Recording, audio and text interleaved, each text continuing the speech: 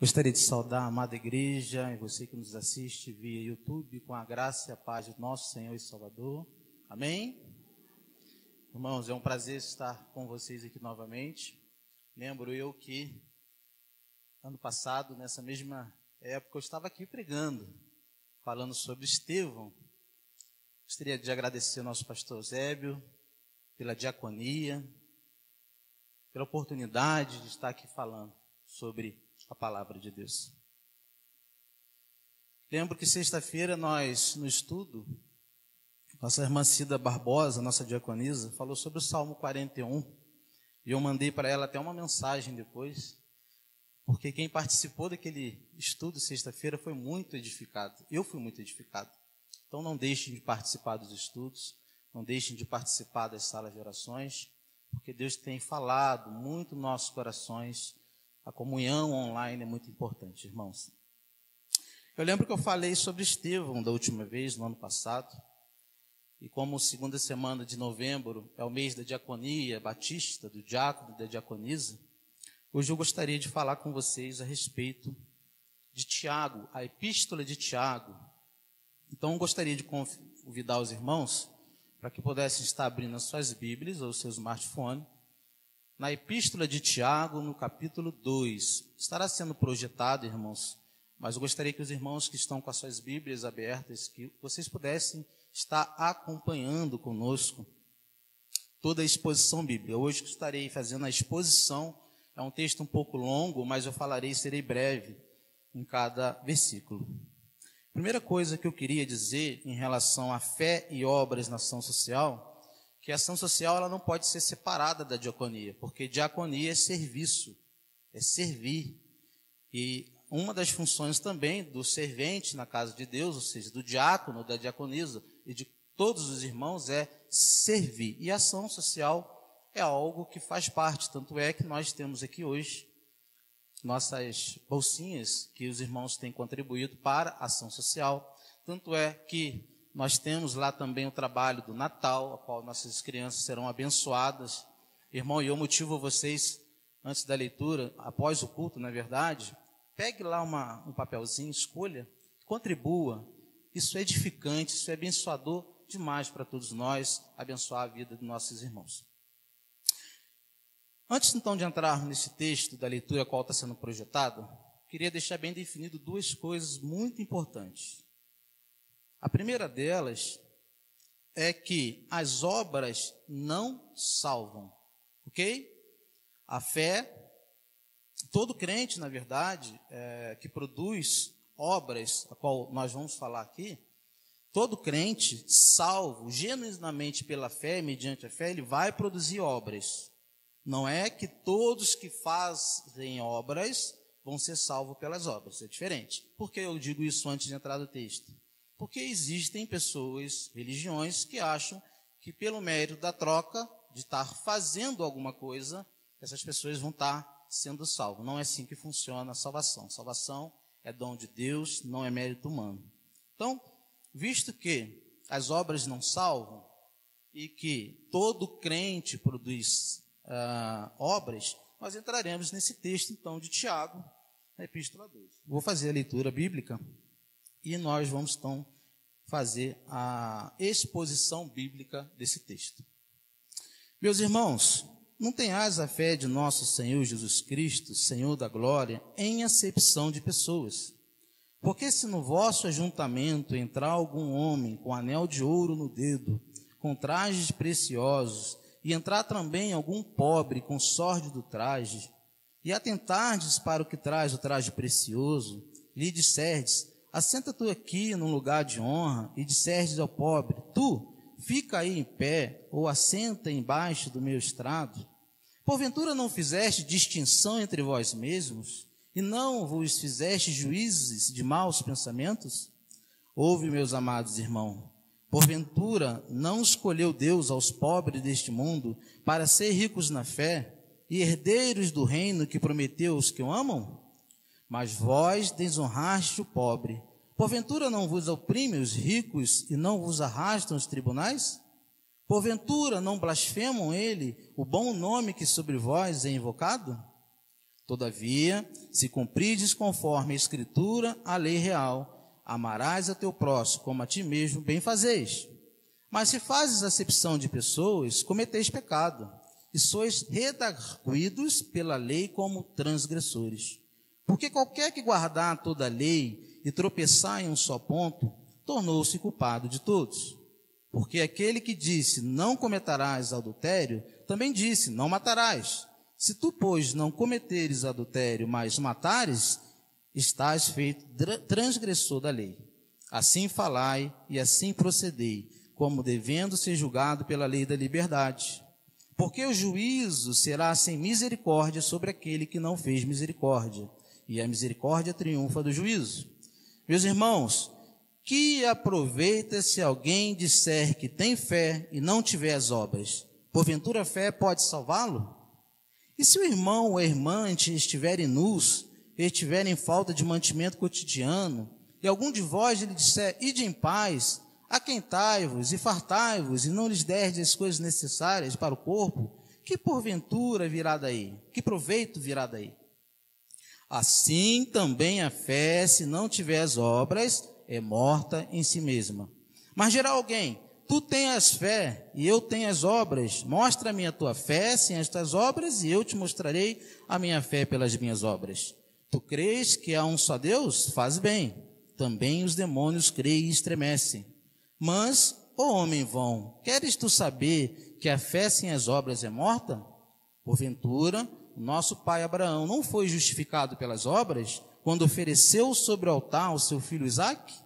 Bem vês que a fé cooperou com as suas obras e que pelas obras a fé foi aperfeiçoada.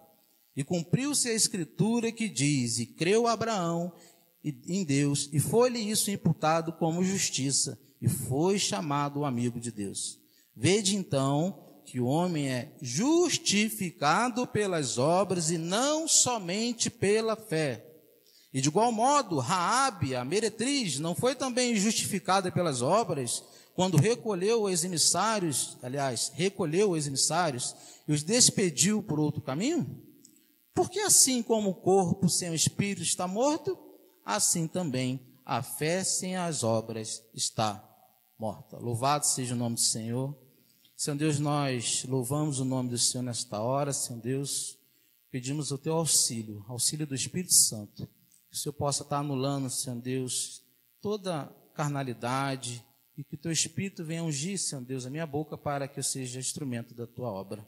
Nós louvamos e pedimos, Senhor Deus, o teu auxílio em nome de Jesus. Amém. Irmãos, o livro de Tiago, toda a epístola de Tiago, ela é uma epístola muito importante, uma das mais importantes que nós temos em questão de prática na Bíblia.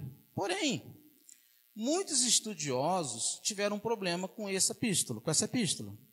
Eles não conseguiam ter discernimento ou interpretar.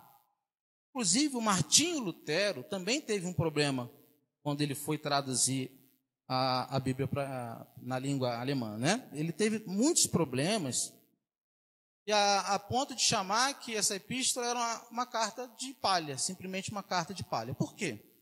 Porque ele pensava, e assim como os grandes estudiosos, que essa epístola ela estava contradizendo o apóstolo Paulo.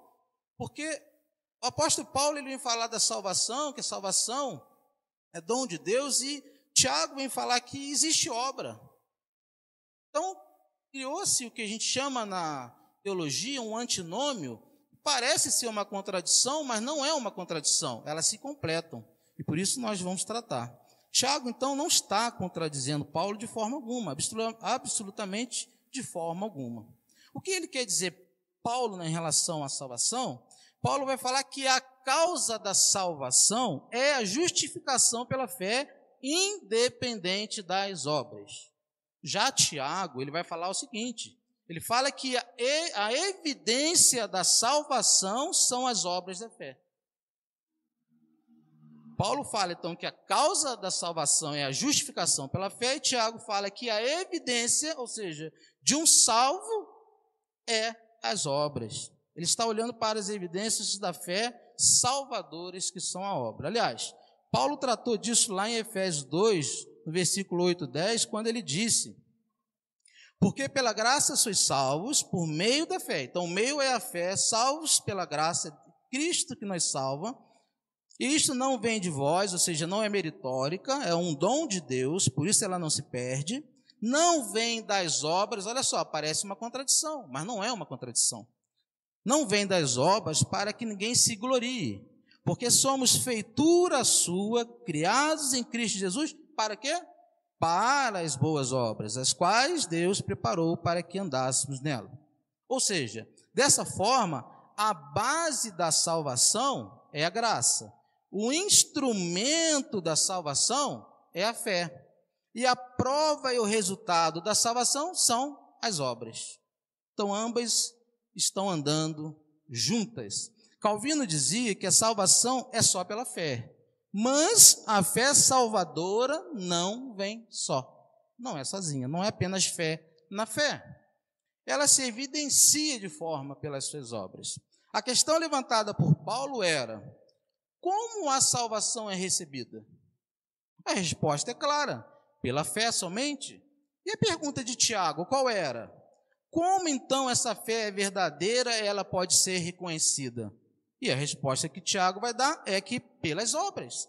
Assim, Tiago e Paulo, então, não estão se contradizendo, mas estão se completando. Ou seja, somos justificados diante de Deus pela fé, porém, somos justificados diante dos homens pelas obras, porque os homens não veem a nossa fé, não veem a fé, mas os homens veem aquilo que nós fazemos. Deus pode ver a nossa fé, mas o homem só pode ver as nossas obras. Então, com isso, quero analisar com vocês 3 coisas muito importantes nessa epístola de Tiago. Primeiro, é a fé testada. Depois nós falaremos sobre a fé morta e a fé verdadeira. Vamos ver, então, a primeira parte, a fé testada, que se encontra do versículo 1 ao 13. Eu fiz um resumo. Eu queria voltar no capítulo 1, quem está com a Bíblia aberta também quiser acompanhar.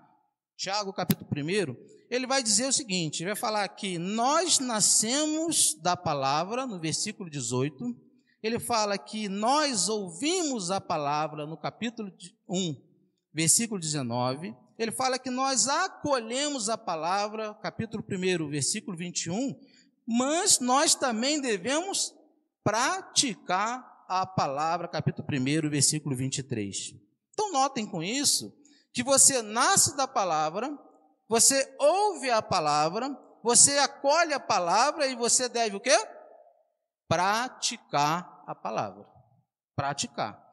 A epístola de Tiago é uma carta tão prática que é como se fosse um provérbio do Novo Testamento. E esse é o propósito dessa epístola. E aqui ele levanta algumas questões. Como podemos testar a nossa fé? Como podemos saber se a nossa fé de fato é uma fé genuína, não é uma fé falsa?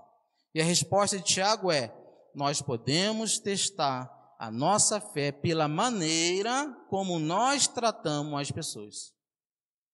É como nós tratamos as pessoas que nós podemos testar a nossa fé.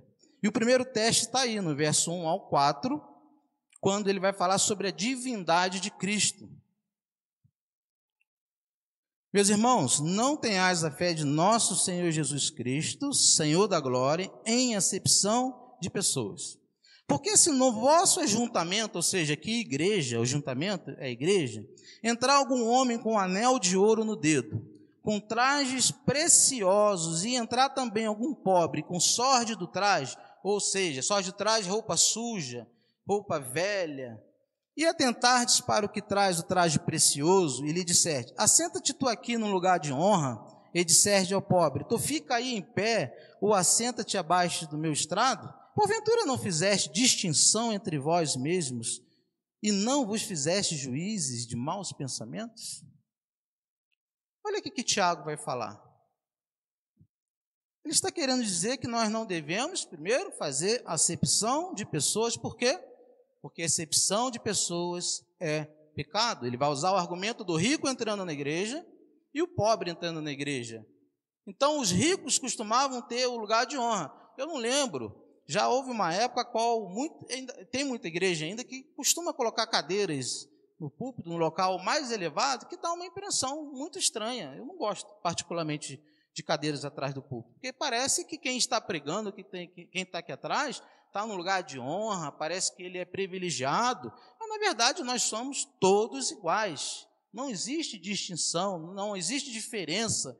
Nós somos amados, somos todos irmãos iguais. O que existe aqui são funções, ministérios dados por Deus, como pastor, como os diáconos, são os oficiais da igreja. Então, qualquer irmão que exerce liderança, qualquer irmão, sim, são iguais diante de Deus, exercendo ou não exercendo. Então, ele dá esse exemplo para nós, que não existe diferença entre rico e pobre, não existe diferença entre rico e pobre na igreja. Não devemos julgar as pessoas pela sua aparência ou recurso financeiro. Versículo 3, ele está cortando um pouquinho, não sei se vocês estão vendo.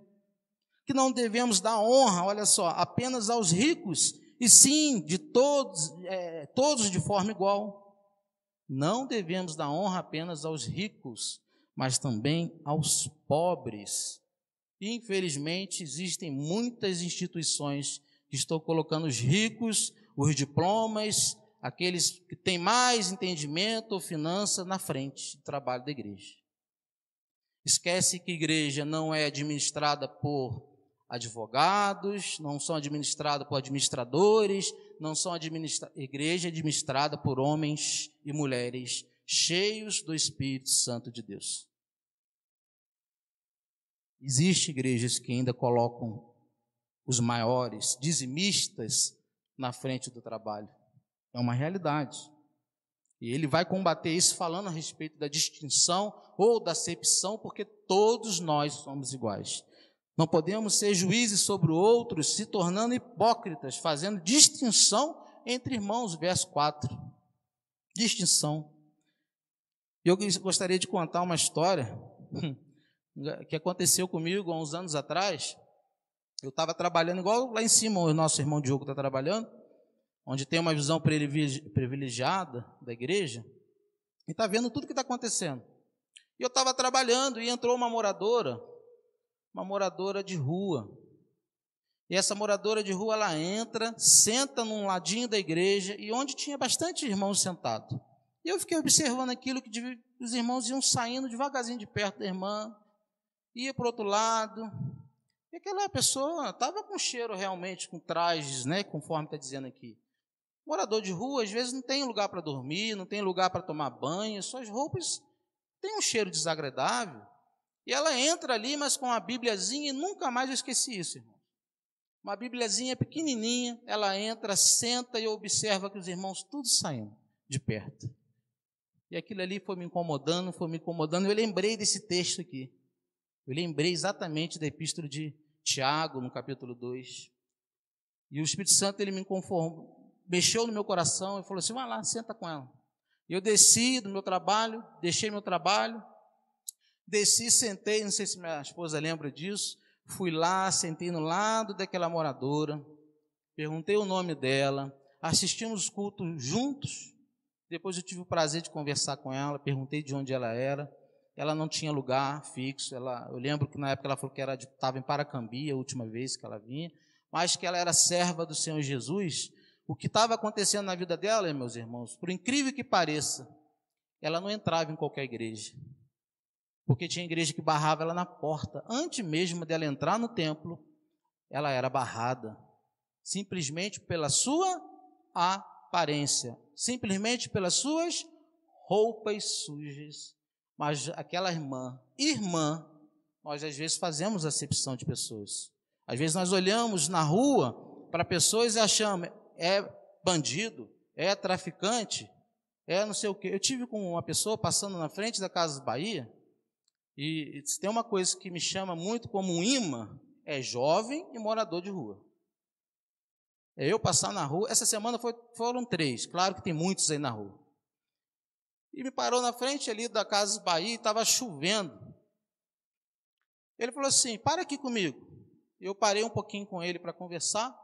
Ele olhou para mim, botou o dedo assim no meu rosto e falou assim: eu te conheço. Eu falei assim: eu não estou lembrado desse homem, perdoa. Ele falou assim: eu te conheço. Você pode orar por mim? Eu estou precisando muito de uma oração. falei assim, é claro, eu posso orar com você. E aí, eu no meio ali, na frente da Casa Bahia, converso com aquele rapaz, começo a conversar com ele, estava com roupa suja, cheia de lama, tinha explicado para mim que tinha acabado de fazer um trabalho na beira, tirando areia, tirando terra para seu sustento. Ele começa a conversar comigo, eu começo a orar com ele, e quando eu abro os olhos, no meio da Casa Bahia, estavam todos os funcionários da Casa Bahia, e os funcionários daquela papelaria, acho que é moderna que tem ali, na frente, olhando e não entendendo nada. E nem precisa entender. E ele se abriu para mim. Ele precisava de uma palavra. Falou que era desviado. Falou que estava tendo dificuldade de voltar para a igreja por conta de preconceito. E nós fazemos acepção de pessoa. Nós acabamos julgando de forma errada, de forma hipócrita. Então, Tiago, ele vai continuar, e é isso que ele está perguntando para nós através dessa epístola. Vocês acham que isso quer demonstrar a fé verdadeira? Fazendo acepção de pessoas? Colocando os ricos como se fossem melhores do que os pobres? E ele começa então a mostrar o seguinte no versículo 4. Versículo 4 ele vai dizer, porventura não fizeste distinção entre vós mesmos e não vos fizeste juízes de maus pensamentos? Olha só. Tiago estava tendo esse problema com irmãos. Estava tendo problema com irmãos. E eu te pergunto, eu fui chamado aos 17 anos. Quando eu tinha 16 anos, o que eu representava para as pessoas? Um nada. Um roqueiro, cabeludo, que tocava contrabaixo, que detestava crente. Mas eis aqui eu, hoje, pregando a palavra de Deus. Então a gente olha às vezes para uma pessoa na rua e julga, achando que aquela pessoa não é uma pessoa, porque nós achamos que é mérito humano. Mas a Bíblia ela vai afirmar que a salvação é dada por nosso Deus antemão, antes da criação do mundo. A questão toda é a hora, quando aquela pessoa vai receber pela fé a salvação. Então, quando olhamos para as pessoas e temos preconceito com elas, nós estamos potenciando um julgamento sobre um salvo. Ele só não teve encontro com Jesus ainda. Lembra do ladrão naquela cruz? Não teve obras. Nada, nada, nada. Ele só creu. Então, nós olhamos às vezes para as pessoas e julgamos de forma hipócrita. E julgando um crente. Às vezes um crente. A maioria deles são pessoas que conhecem o Senhor Jesus. Tive um outro encontro que também marcou muito a minha vida. Quando eu parei com um desses moradores para conversar, ele me contando a história, por que ele estava ali. Porque, veja bem, irmãos, nós temos que ter sabedoria, não damos dinheiro para qualquer pessoa. Nós precisamos apresentar o pão vivo que é Jesus Cristo, saber o que está acontecendo e apresentar a mensagem por aquela pessoa, entender por que ela está naquela situação. Não saímos dando dinheiro de fato para a pessoa beber, não. Precisamos, igual a nossa irmã Cida falou na sexta, ter discernimento para quem que você vai dar. Porém, você precisa apresentar o Evangelho, falar de Jesus para ele, saber o que está acontecendo com ele. E ali, agora me recordo também do Rafael, não sei se foi o de Juiz de Fora, porque eu estou vendo o Rafael agora e a Raquel aqui, pela primeira vez estou conhecendo, mas eu ouvi na EB dele falando que teve essa experiência de uma mulher com a criança no colo, e essa moça pediu apenas o leite para a criança. Não tinha dinheiro para comprar o leitezinho da criança. E que ele, através da experiência, do estudo que ele teve na EBD, ele foi lá, entrou com aquela moça, conversou, falou de Jesus, comprou o leite e saiu dali satisfeito, contou essa experiência para mim. Para nós que estavam ali, não sei se o Diogo lembra dessa história. Rafael, de Juiz de Fora, provavelmente está nos assistindo, se edificou muito nossa vida esse testemunho. Então, irmãos, isso acontece com a gente. Isso acontece com todos nós. E às vezes a gente acaba fazendo o julgamento de forma errada, fazendo distinção entre nós mesmos. Distinção entre nós mesmos. Então, com isso já podemos começar a ver se nossa fé, então, é verdadeira. E aqui eu faço algumas perguntas. Como você olha para as pessoas? Da forma que ela se veste? Da forma que ela anda, pelas suas finanças, condições financeiras, pelo seu título, pelo seu mestrado, doutorado, pelo seu escritório, pela sua empresa, pelo seu carro zero. É assim que você tem olhado para as pessoas? Tiago vai dizer, eu entendo o que ele está dizendo aqui, é que se você olha as pessoas com esse olhar, sua fé não é uma fé verdadeira. Ela não é uma fé genuína. Se ela for uma fé, ela é fé na fé, mas não é uma fé verdadeira que produz ação. Porque o que nós estamos falando é a fé que produz ação. A fé que não é morta, é uma fé que ela produz. O salvo genuíno, ele vai produzir essas obras. Então, se a gente olha com esse preconceito, talvez a nossa fé não seja verdadeira. Temos que analisar, pensar.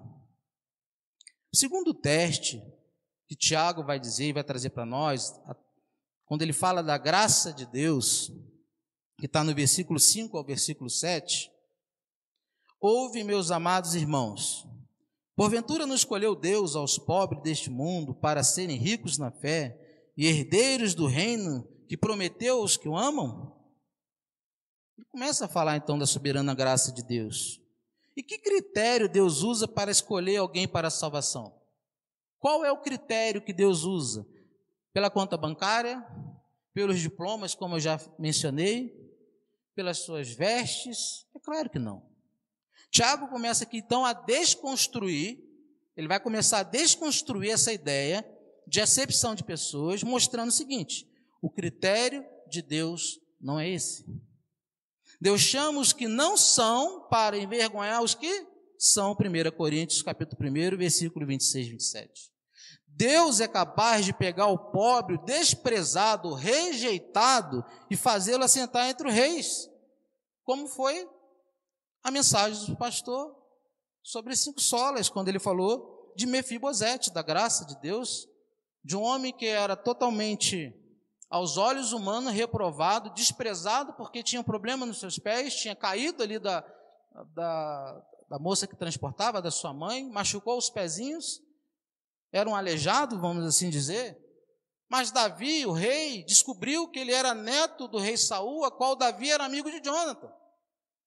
E ele vai ali e restitui. A primeira coisa que ele faz é mandar chamar esse rapaz para sentar na mesa do rei.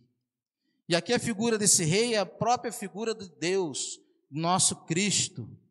E essa figura de Mefibosete são todos aqueles que são rejeitados, todos aqueles que são abandonados, todos os pobres.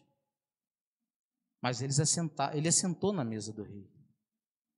Tiago está argumentando para nós que Deus não faz acepção de pessoas. Aliás, Deus não faz escolha nem de pobre, nem de rico, porque pode ser que eu esteja falando aqui e vai falar assim, então é um problema ser rico? Não.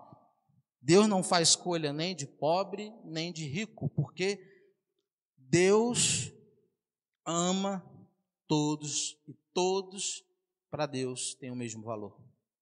Deus não escolhe doutor, Deus não escolhe analfabeto, Deus não tem critério para a salvação. Salvação é um presente para todos aqueles que recebem pela fé, mediante a fé, a salvação em Cristo Jesus. E ele vai continuando, e o terceiro teste que ele vai dar para nós é usando o argumento da palavra de Deus, ou das Escrituras, que está no versículo 8. Todavia, se cumprides conforme a Escritura, ou a palavra de Deus, a lei real, amarás a teu próximo como ti mesmo e bem fazes. Como é que eu posso dizer que estou obedecendo a lei real de Deus? O que na verdade é a lei real de Deus? O próprio versículo 8 vai dar a resposta. Amar ao teu próximo como a ti mesmo. Essa é a lei real. E como eu posso então amar ao meu próximo como a si mesmo, se eu faço acepção de pessoas? Se você faz distinção entre classes. Olha o verso 9. Mas se fazeis acepção de pessoas, cometeis o quê? Pecado. Acepção de pessoas é pecado. E sois condenado pela lei como o quê? Transgressores. Ou seja, você não pode amar a Deus você não pode amar o próximo. Pois a acepção de pessoas é transgressão, é pecado, é quebra de mandamento. E você vai notar que ele vai tratar a questão de quebrar a lei no verso 9 ainda. Veja que se você adulterar e não matar, você quebrou a lei. Mas se você roubar e não cobiçar, você também quebrou a lei. Da mesma forma, se você aceitar um rico nessa igreja e não aceitar um pobre nessa igreja, você também quebrou a lei. Você também transgrediu a lei, fazendo acepção de pessoas. Sua fé não pode ser genuína e verdadeira. Agora, olha o que está escrito no verso 10. Porque qualquer que guardar toda a lei e tropeçar em um só ponto, tornou-se culpado de todos. Sabe o que ele quer dizer com isso? Ele quer dizer que a lei de Deus, ela é reta. E por ela ser reta, ela exige perfeição total. Mas nós conseguimos guardar toda a lei de Deus? Claro que não, né, irmãos? Claro que não. Por isso Jesus em Mateus 22, 37 e 39, ele resume os 10 mandamentos em 2. Qual é o primeiro? Amar o Senhor de todo o seu coração, de toda a sua alma e de todo o seu entendimento. E o segundo, amar o seu próximo como a si mesmo. Se você conseguir cumprir esses 2 mandamentos, você está cumprindo toda a lei de Deus. Se você consegue amar o Senhor de todo o seu coração, de toda a sua alma, de todo o seu entendimento, e amar o seu próximo, você também está cumprindo a lei de Deus. E esses 2 mandamentos são possíveis de não quebrar? Esses 2 mandamentos, a qual Cristo resume, é possível não ser quebrado? Sim, eles são possíveis de não ser quebrados. É possível não fazer acepção de pessoas? Sim, é possível. É possível ter uma fé verdadeira e não fazer distinção? Sim, é possível. Agora, se você não consegue cumprir ou viver o mínimo que é lhe exigido, como Tiago diz aqui, você é um transgressor da lei. Sua fé é morta. Morta. E quarto e último teste que Tiago vai trazer para a gente, ele vai falar sobre o julgamento de Deus, verso 12. Assim falai e assim procedei, como devendo ser julgados pela lei da liberdade. Ou seja, você tem que falar e tem que fazer. Por quê? Porque nós seremos julgados pelas nossas palavras, verso 3, seremos julgados pelas palavras de desprezo, verso 6, pela falta de misericórdia com as pessoas, no verso 6 também, pelas nossas atitudes, verso 9, e por termos uma fé sem obras, uma fé morta, no verso 17. Qual que é o critério de Deus nesse julgamento? Verso 13. Porque o juízo será sem misericórdia sobre aquele que não fez misericórdia. E a misericórdia triunfa do juízo. Notem isso. Você sabe se sua fé é verdadeira? O primeiro ponto aqui é como você trata as pessoas. Se você quer saber se a sua fé é verdadeira, como você tem tratado as pessoas. Nós partimos então agora, continuamos. Segundo ponto, falamos sobre a fé provada, como provar nossa fé. Agora Tiago dá continuidade do verso 14 ao 17, veremos sobre a fé morta. A fé morta. A fé morta é separada da prática. Irmãos, a fé, a doutrina, chave do cristianismo é a fé. A fé é a doutrina principal do cristianismo. O pecador é salvo pela fé, Efésios 2, 8, 9. O justo vive pela fé, Romanos 1, 17. Sem fé é impossível agradar a Deus, Hebreus 11, 6. Tudo que é feito sem fé é pecado, Romanos 14, 23. Mas o que é uma fé morta? Verso 14. Meus irmãos, que aproveita se alguém disser que tem fé e não tiver as obras? Porventura a fé pode salvá-lo? O que está acontecendo aqui? O que é uma fé morta? Fé morta é uma fé separada da piedade. Uma fé morta é uma fé separada da piedade. É aquela fé que nós dizemos, eu defendo a minha fé, eu defendo essa verdade. Não, mas eu sou cristão. Mas a pergunta é, você vive aquilo que você crê? Você pratica essas verdades a qual você conhece? Isso é apenas teoria para você ou é uma prática? A sua fé é apenas uma teoria ou ela é uma prática? Porque se há um abismo entre o que você fala e o que você vive, e um abismo entre o que você crê e o que você pratica, sua fé é morta. Isso é ter uma fé morta. E ele continua em segundo lugar, que uma fé morta é uma fé meramente intelectual. O que é isso?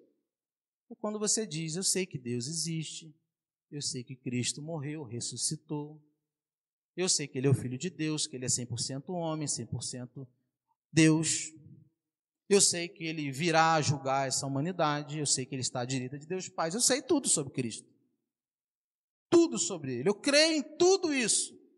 Mas isso é apenas uma ação intelectual, isso não é fé. Quer um exemplo?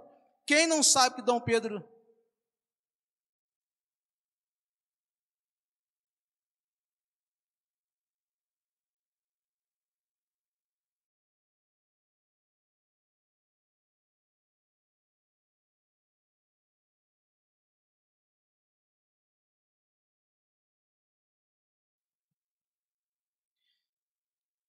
Acontece, né, irmãos? Pilha descarrega. Quem não sabe, então, que Napoleão Bonaparte existiu? Quem não sabe que Nero incendiou os cristãos, perseguiu os cristãos? Quem não sabe disso? Todos nós sabemos. Isso é o quê? Ação intelectual, ou seja, é conhecimento. Pode aumentar um pouquinho, por gentileza? O retorno, por favor, irmãos. Mas a fé verdadeira não é apenas uma fé do conhecimento histórico de verdades concretas das Escrituras. Repetindo, mas a fé verdadeira não é apenas uma fé de conhecimento histórico de verdades concretas das Escrituras, e sim a prática dessas verdades. É a prática, é a ação, é o movimento. Não é apenas conhecimento, não é apenas fé na fé. É fé e agir. Tiago continua em terceiro lugar, dizendo que é uma fé morta. Uma fé morta é uma fé ineficiente. Olha comigo o versículo 15 ao 17. E se o irmão ou irmã estiverem nus e tiverem falta de mantimento cotidiano, Jesus citou isso em Mateus 25, a irmã acho que leu isso no comecinho, Mateus 25, se eu não estou, se não me falha a memória, quando os discípulos estiveram com Jesus e tem esse diálogo com Jesus, e Jesus fala, mas quando foi, Senhor? Os discípulos dizem, quando foi, Senhor, que eu tive fome? Quando o Senhor, aliás, teve fome? Quando o Senhor teve sede? Mateus capítulo 25, irmã? Amém.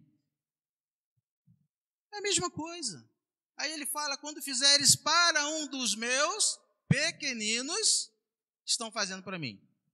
É a mesma coisa, versículo 15, se o irmão ou a irmã estiverem nus, e tiverem falta de mantimento cotidiano, coisas básicas, e algum de vós lhe disser, ide em paz, aquietai-vos e fartai-vos, e não lhe derdes as coisas necessárias para o corpo, que proveito virá daí? Assim também a fé, se não tiver as obras, é morta em si mesma. O que é uma fé ineficiente? Mas Tiago está dizendo aqui, verso 15, roupa e comida. Ele nem está falando de outras necessidades, ele está falando de coisas básicas, de comida, de roupa. Alguns exemplos. Você vê uma pessoa sentindo frio na rua, com fome, um crente que passa perto. O que o crente deve fazer?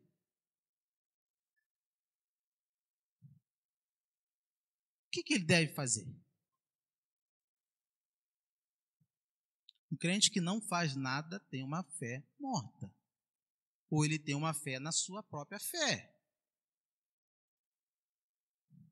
tudo que ele faz é falar algumas palavras piedosas. Olha o que o texto diz. Isso resolve alguma coisa, irmãos?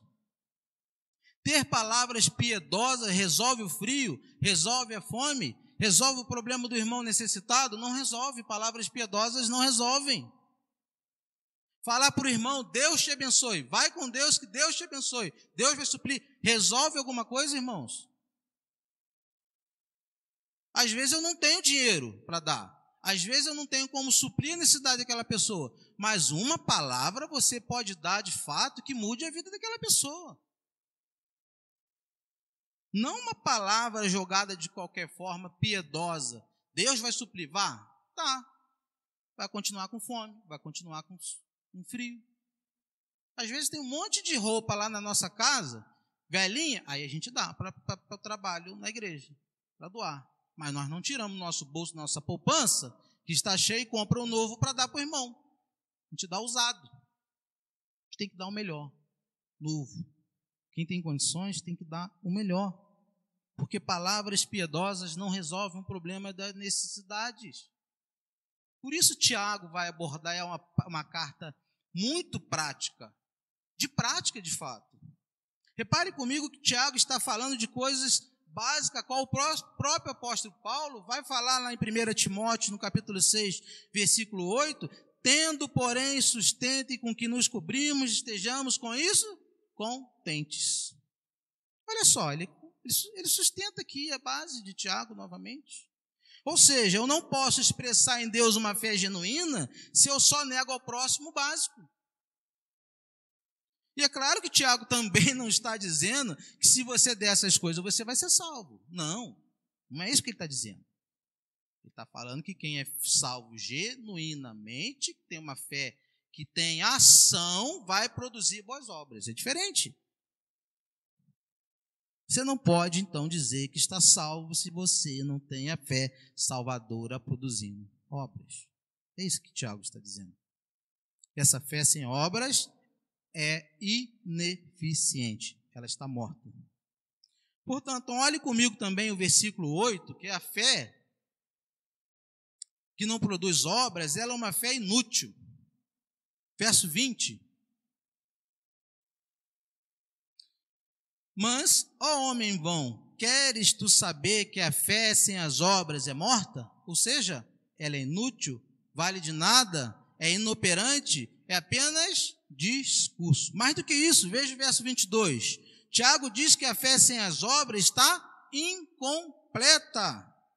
Bem vês que a fé cooperou com as suas obras e que pelas obras a fé foi aperfeiçoada. Ele está citando aqui Abraão. Está incompleta por quê? Porque são as obras que consumam a nossa fé. Porque as obras que evidenciam uma fé genuína. E que somos salvos pela fé para as boas obras. Efésios 2, de 8 a 10. Em resumo, se não tem fé, não tem obras. Se você não tem obras, sua fé não é completa. Por isso é uma fé incompleta. E por último, vamos ver agora, em terceiro ponto, a fé que Deus espera de nós. A fé salvadora. Versículo 20 ao 26. Aqui é importante entender como a fé salvadora está baseada na palavra de Deus. Tudo que nós precisamos para praticar está na palavra de Deus. Verso 22 ao 25, pode deixar, por gentileza, projetado nesse texto.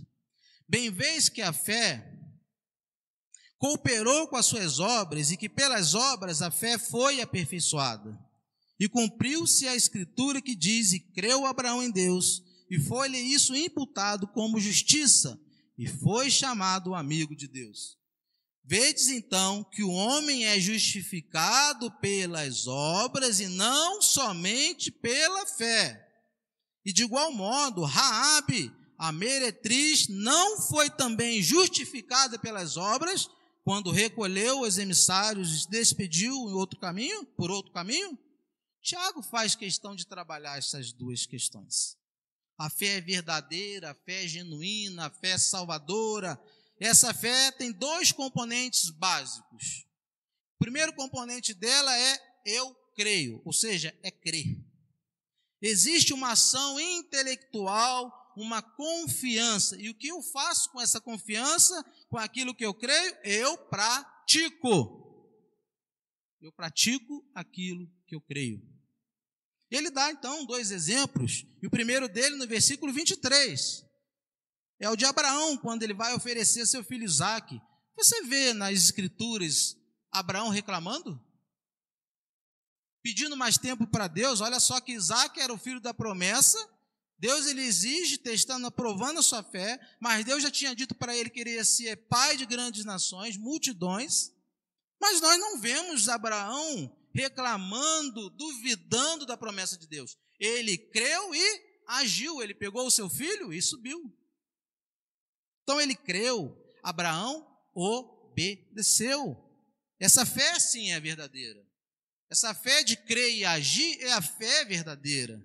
E segundo exemplo é o de Raabe, que também se encontra no versículo 25. Raabe era aquela meretriz que morava em Jericó, que todos nós conhecemos a história. O que ela fez? Ela abriga os espias para que não fossem mortos e depois ela protege. Ela ainda protege. Por que ela age dessa forma? Ela agiu entendendo que eles eram enviados de Deus. Desta maneira, Tiago está dizendo que a fé, ela é operante, é crer, é obedecer, é uma ação. E o que esses dois, esse grande homem de Deus e essa mulher, que a Bíblia fala que era uma meretriz, fez para que ela fosse justificada pelas suas obras?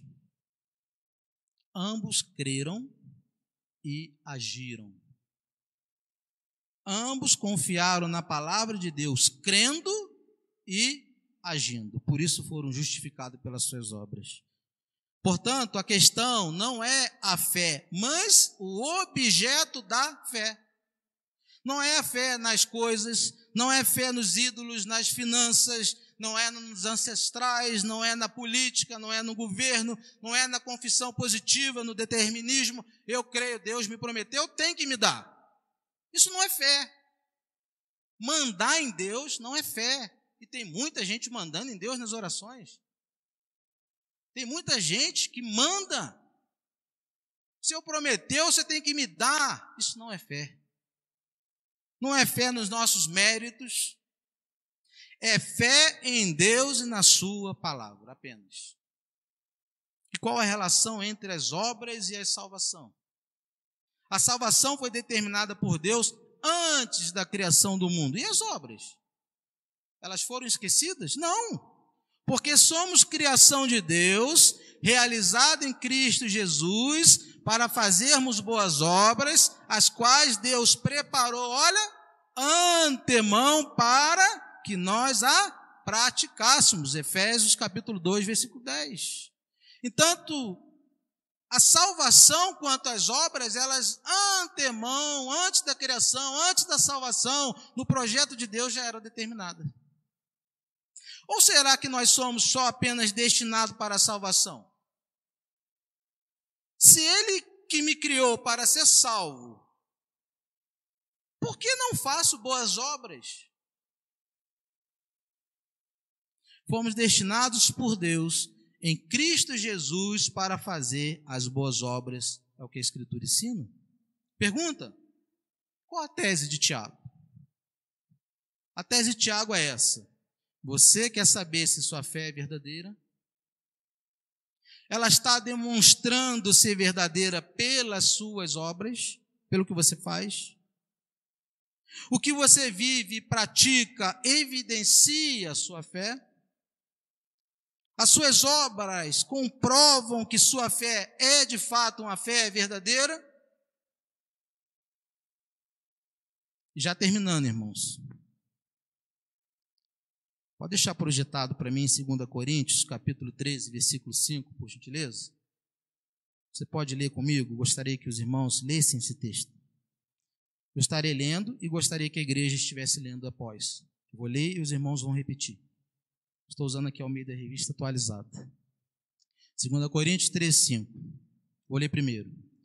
Examinai-vos a vós mesmos se realmente estáis na fé. Provai-vos a vós mesmos. Ou não reconheceis que Jesus Cristo está entre vós? Se não é que já estáis reprovados. A igreja pode repetir, por gentileza?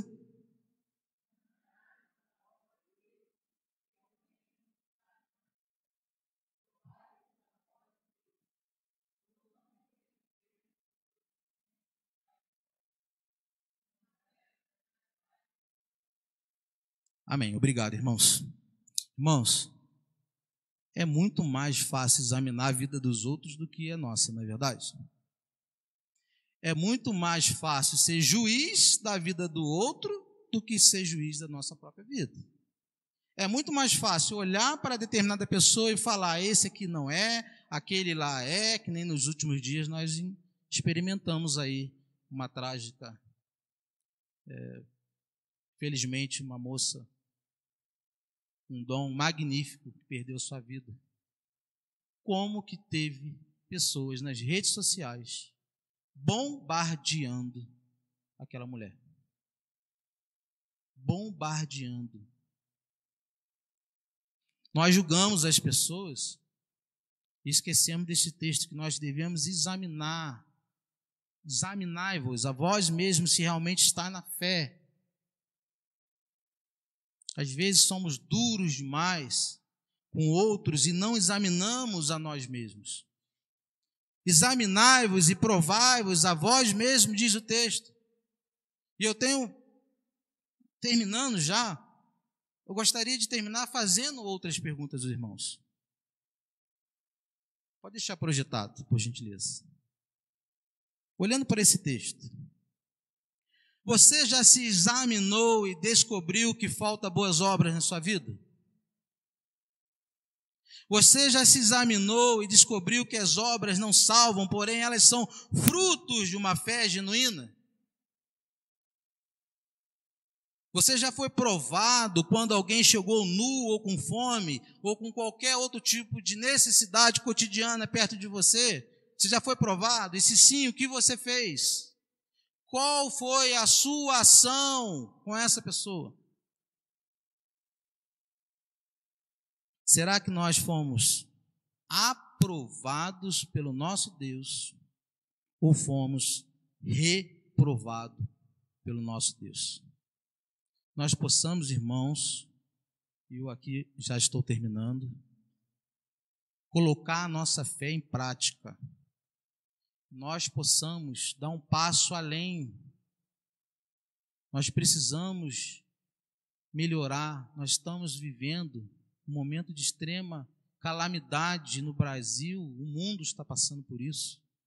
Nós precisamos ter uma irmandade forte, um cristianismo forte, uma fé que exale essa ação em amor como sal na terra, para que nós não venhamos ser pisados nesse mundo. Nós precisamos praticar tudo que nós aprendemos com o nosso pastor aqui, quando praticar com aquilo que a gente aprende com os professores na EBD. Precisamos colocar em prática tudo que nós aprendemos aqui da parte de Deus. Não podemos apenas dizer, eu creio, e está tudo certo. Nós possamos crer, de fato, que nossa fé venha a ser genuína. E eu tenho um desejo muito grande de ver aquele quadro vazio, ainda esse mês, vazio. Eu creio, e eu gostaria muito que nas próximas semanas mais bolsas de mantimento tivessem aqui ao pé da cruz, para que fossem feita ação social, fosse feito um trabalho com nossos irmãos. Eu já, pela segunda vez, eu tive a experiência de ver a alegria, com tua permissão, Diácono Miguel, quando eu chego aqui com a bolsinha dos nossos irmãos que mandam os seus alimentos, eu entregar na mão do nosso irmão, e o irmão vem com aquela felicidade e aquela alegria e coloca aqueles alimentos ali. Que alegria que eu fico no coração de ver isso. Uma igreja amorosa, uma igreja que produz, uma igreja que está crescendo na fé, está amadurecendo, mas nós podemos mais. Vocês creem nisso? Nós podemos mais. Que Deus nos abençoe, meus irmãos. Que essa mensagem ela faça morada nos nossos corações. Nós possamos realmente praticar, eu principalmente, me aperfeiçoar nessa fé genuína que Tiago nos ensina.